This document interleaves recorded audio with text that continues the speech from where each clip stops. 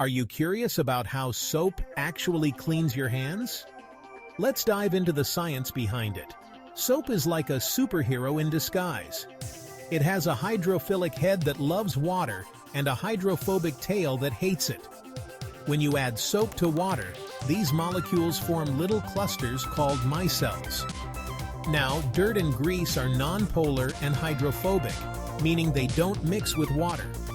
This is where soap steps in. The hydrophobic tails of the soap molecules latch onto the dirt, while the hydrophilic heads interact with the water. This forms a dirt-soap complex, which gets pulled away from the surface.